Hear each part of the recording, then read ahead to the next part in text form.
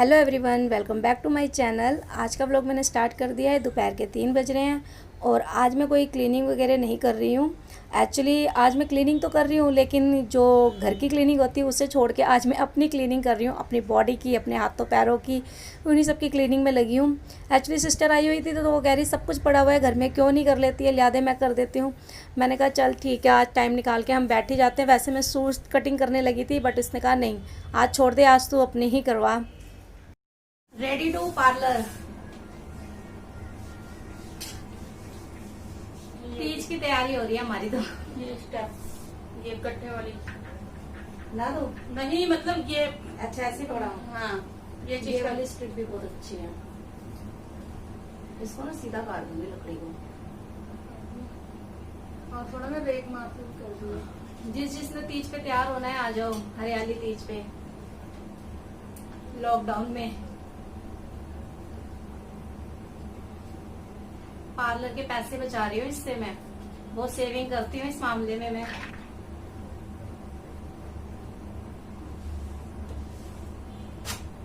कपड़े अपने आप बना के सिल के पहनती हूँ। पार्लर का सारा खुद ही घर में करती हूँ। एक थ्रेडिंग होती है, वो भी नीचे वाली दीदी की लड़की आके बना के जाती है। बच्ची दूसरी छोटी मोटी होती है, वो खुद निकाल लेती हूँ। कितने पैसे बचाती हूँ। ताजमहल खरीदने वाली हूँ मैं। ज्योति, इतना करने के बाद भी ताजमहल हाथ में नहीं आ रहा। अंजू इधर से निकल गई, लाला के मम्मी कह रही है वैक्स कर रही ज्योति दी, आके वैक्स करवा लो।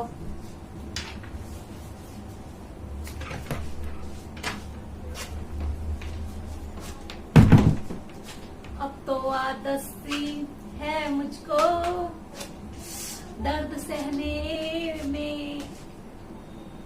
तो भी कर ले पैरों की, तेरे पैरों पे भी बांधनी है। इसने तीज का व्रत रखना है, मैं तो कोई व्रत रखती ही नहीं हूँ, नास्तिक हो गई हूँ मैं। और ये नहीं हो रही है तैयार बिल्कुल भी। मेरे को देखो, व्रत नहीं रखती मैं तीज का, तो तीज की पूजा हो सकती है। बस जो पूजना होता है ना, पूजा करते हैं, व्रत नहीं रखते ये भी। आंटी आ रही है, बट उनकी पहले से ही हुई है। आ रही है तो वो बता के नहीं गई। आ जाओ, आपकी बेटी हमारी वो करती है ना, वही पड़ी है, करवा करवा लो। नहीं ये सब कुछ करवा के आई थी, देखो ना। ये उसने देखो, कोमल अकेले से, अकेले करवा के आ गई, मेरे ऊपर रहम भी नहीं आता। कोमल से करवाई थी। तो फिर ये अप्पर लिप्स वगैरह करवा लो। सब कुछ हो गया। अप्पर लिप्स, हाँ ये भी अच्छा, धागा ही मरवा लिया था। गई थी ना, इसलिए करवा। मैं कहा अप्पर लिप्स वाली भी, वो फेस वाली भी कर रही हूँ ना। तो नीचे वाली दीदी की बेटी तो आ नहीं रही, इसीलिए दीदी ने भी करवा ली है और मेरी बहन ने भी आके कर ही दिया। तभी मैंने उनको बोला, मुझे पता नहीं था वो करवा चुके हैं, तो मैंने कहा चलो ये लगी हुई है, अब हाथ लगे हो जाएगी तो हो जाएगी। एक्चुअली जब हम लोग घर में खुद से करने लग जाते हैं ना, तो बाहर पार्लर के लिए पैसे निकालना बहुत मुश्किल पड़ता है। जैसे कि मैंने अभी तक, आज तक, जब से मैंने सीखी है, शादी से पहले का कोर्स किया है, कोर्स में ही अपनी करवाई थी, उससे पहले तो करवाई ही नहीं थी। तो आज तक मैंने बाहर कभी वैक्सिंग नहीं करवाई है पार्लर में। सेव टू मनी होता है, घर में छोटी छोटी चीज़ों से ही हम पैसे बचा सकते हैं। अब ये वैक्सिंग करवाने जाओगे आप आराम से लोकल पार्लर में भी, तो 100 रुपये तो लगते ही हैं, वो भी विदाउट अंडर आर्म्स। हमारे इधर पैकेज वगैरह भी चलते हैं, लेकिन मुझे कभी पैकेज की भी ज़रूरत नहीं पड़ी है। छोटे छोटे घरेलू नुस्खे यूज़ करके ही अच्छा काम हो जाता है। फेशियल किट ले आती हूँ, कभी ज़रूरत पड़ती है, हाँ बोर हो गए हैं होममेड रेडी में यूज़ कर करके, तो 150-200 की आती है छोटी किट, वो ला के फेशियल वगैरह कर लेते हैं। उनमें कंजूसियाँ नहीं करने का कोई फ़ायदा है, क्योंकि थोड़ा बहुत तो लगाना ही पड़ेगा। अगर ये वैक्स का डिब्बा नहीं खरीदूँगी तो फिर कहाँ से मैं करवाऊँगी। अब ये देखिए, एक डिब्बा मेरा आया है 50 रुपये का, और ये आराम से मेरे 6 महीने से ज़्यादा चलेगा, जिसमें मेरी सिस्टर भी कर लेगी, मैं भी कर लूँगी, मेरी फ्रेंड सर्कल में भी कर लेगी। फिर नेक्स्ट टाइम मेरी फ्रेंड ले आती है, उसमें से हो जाता है। बेटी की भी अब करना शुरू कर दी, क्योंकि 9th क्लास में चली गई है, और उसकी ड्रेस वगैरह भी थोड़ी, अब बच्चे बड़े हो गए तो उनकी ड्रेस चेंज हो जाती है, तो अच्छा नहीं लगता पहन के। बच्चा विदाउट स्लीव कोई चीज़ पहने और अंडर आर्म्स वगैरह दिख रहे हो, तो हम लोगों के इधर काफ़ी गंदा माना जाता है, तो इस चक्कर में उसके भी हो जाती है। और इन्हीं थोड़ी थोड़ी चीज़ों से ही तो पैसे बचाए जाते हैं। हाउसवाइफ का ना कमाते हुए भी कमा लेती है वो इसी तरीके से।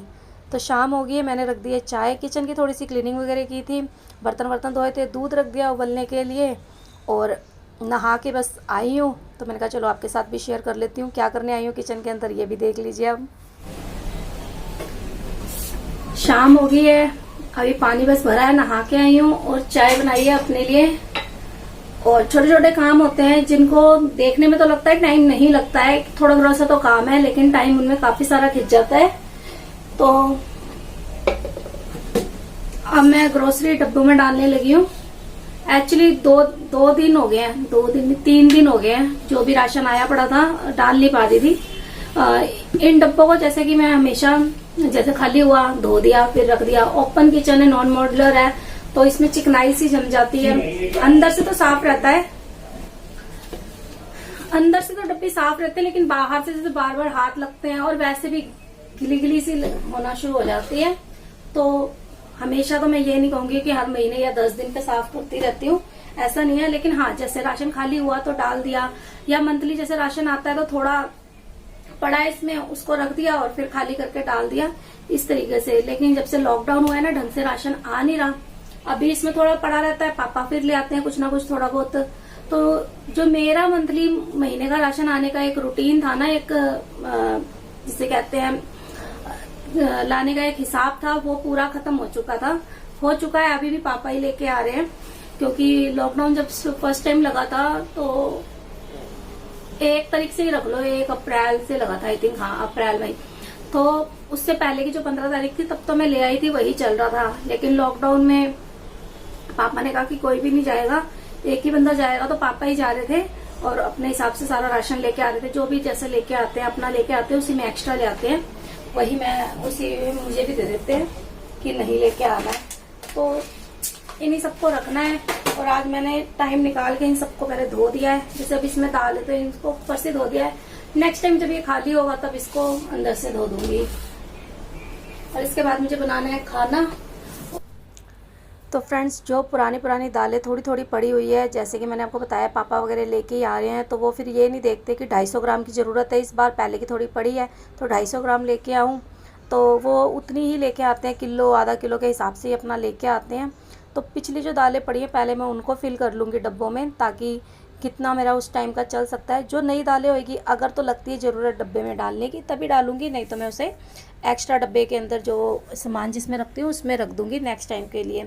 एक्चुअली अभी का जो लॉकडाउन के बाद का लोगों का हालात है ना, उसमें तो लोगों को नसीब भी नहीं हो रहा है, ऐसे ऐसे हालात है। तो मुझे जैसे भी मिल रहा है तो मैं उसका अनादर तो नहीं कर सकती हूँ। चाहे पापा थोड़ा ज़्यादा ही ला के दे रहे हैं, अच्छी बात है, कोई बुरी बात नहीं। अन्न घर में कभी भी ख़राब नहीं होता है। तो अगर मैं लेके आती हूँ राशन तो मेरा ये होता है, पिछला मैं देख लेती हूँ, मुझे जिस चीज़ की इस महीने ज़्यादा लगती है ज़रूरत, मैं उतना ही लेके आती हूँ। अगर पिछले महीने की 250 ग्राम दाल बची है और अभी मुझे आधा किलो लाने की ज़रूरत पड़ती है तो मैं आधा किलो लेके आती हूँ। उससे मेरे महीने का जो बजट है वो भी बराबर चलता रहता है। लेकिन अब पापा ने ला के देनी है तो फिर उनको पसंद नहीं है कि 100 ग्राम 150 ग्राम चीज़ें लेते रहो। वो कहते हैं दुकान पे जाओ, एक बार जाओ, ढंग से सामान ले लो, बार बार जाने की ज़रूरत ना हो। तो नीचे का भी वो लेके आते हैं, ऊपर का भी फिर ले ही आ रहे हैं। तो उसी तरीके से अभी मेरा किचन का थोड़ा सा चल रहा है। और ये जो काम है ना, देखने में लगते हैं छोटे छोटे से, लेकिन ये बहुत ज़्यादा टाइम ले लेते हैं। और अभी जब मैं रिकॉर्डिंग कर रही हूँ तो ये तो बात की रिकॉर्डिंग कर रही हूँ, इससे पहले मैं बता दूँ आपको किचन में मेरा 1.5 घंटा लग गया था। क्योंकि जो बड़े डब्बे हैं उसके अंदर मुझे ज़्यादा दालें डालनी थी, जो पहले की उसमें थोड़ी थोड़ी पड़ी थी, नई ज़रूरत थी, उसे छोटे डब्बे में डाला है ताकि ज़्यादा दाल बड़े डब्बे में आ सके। इन सबको करने में ही टाइम लग गया। अंदर से कपड़े से पहुँचती गई हूँ, उसको रखती गई हूँ, इसी तरीके से ट्रांसफ़र करती गई हूँ दालों को। तो कहने के लिए होता है कि 5-10 मिनट का तो काम होगा, कितना इतना सा तो सामान है, 2-3 किलो का सामान है रखने में। लेकिन इसको प्रॉपर सेट करने में, क्योंकि मैंने ज़्यादा कंटेनर नहीं बना रखे हैं, ओपन किचन है, और ना मेरे को इनको मैं सोचती हूँ ये कि चीज़ थोड़ी हो लेकिन उसकी हम केयर कर सकें। ज़्यादा चीज़ें अभी मैं जाके 10-12 डब्बे ला सकती हूँ, लेकिन मेन प्रॉब्लम क्या है, उनकी केयर करना मुश्किल है। ओपन किचन है, यही मेरी मॉड्यूलर किचन होती तो मैं एक साइड रख देती हूँ, उसमें चिपचिपाहट सी नहीं होती, बेकार नहीं लगते हैं। तो इस चक्कर में मैं थोड़ा एक ही डब्बे में 2 दालें रखना प्रेफर कर लेती हूँ कि एक डब्बा धोना पड़ेगा, और उससे काम की भी बचत होती है हमारे, और थोड़ा सा आराम भी मिल जाता है। तो ये देखिए, अब ये हल्दी का पैकेट है। पिछली बार पापा लॉकडाउन जब लगा था तो उससे पहले का ही है, हाँ उससे पहले का ये पापा एक लेके आए थे 1 किलो का, थोड़ा खुद रखा, थोड़ा मुझे दिया। अब इसके अंदर एंड हो गया है, अभी भी लेके आए हैं। अब बड़े वाला पैकेट लेके आए हैं, मम्मी के घर ही पड़ा हुआ है। तो मैंने कहा अभी पहले मेरा पुराने वाला ख़त्म होने दो, फिर ही मैं लेके जाऊंगी। एक्चुअली मेरा जो एक्स्ट्रा ग्रोसरी रखने का जो डब्बा है ना, वो भी ज़्यादा बड़ा नहीं है।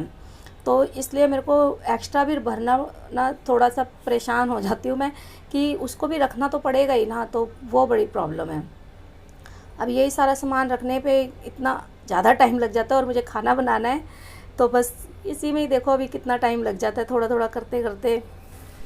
और ये जो जितनी भी पॉलीथीन निकलती है जिसमें हम सामान लेके आते हैं, उनको मैं बिल्कुल भी फेंकती नहीं हूँ, स्टोर कर लेती हूँ। कूड़ा वूड़ा रखने के लिए किचन के अंदर लगाने के लिए बहुत अच्छे से काम आ जाता है। तो सारी पॉलीथीन के लिए मैंने एक अपने दरवाजे के पीछे ही डिब्बा लगा रखा है इस तरीके का, तो इसी में मैं डाल देती हूँ।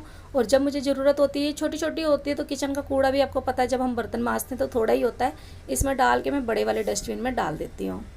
तो बस अब मैं आ गई हुई सारे डब्बों को सेट करने के लिए। ये जो आप फॉर्चून का डब्बा देख रहे हो, इसके अंदर मैंने रखा हुआ है अपना टोस्टर मेकर वगैरह, क्योंकि वही है ओपन रखूँगी तो इतना यूज़ होता नहीं, उस पर फिर मिट्टी धूल चढ़ेगी, तो इसलिए मैं उसको डब्बे में रखना ज़्यादा सही समझती हूँ।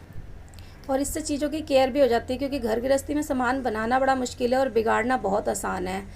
तो फ्रेंड्स, इस व्लॉग का मैं यहीं पे करती हूँ एंड। मिलूँगी किसी नेक्स्ट व्लॉग में आपके साथ। व्लॉग थोड़ा भी अच्छा लगा हो मेरा, तो आप मेरे चैनल को सब्सक्राइब ज़रूर कर लेना, मुझे आप लोगों की सपोर्ट की काफ़ी ज़रूरत है। और थोड़ा भी अच्छा लगा होगा तो एक लाइक भी कर देना, क्योंकि लाइक मिलने से मोटिवेट होते हैं हम लोग भी।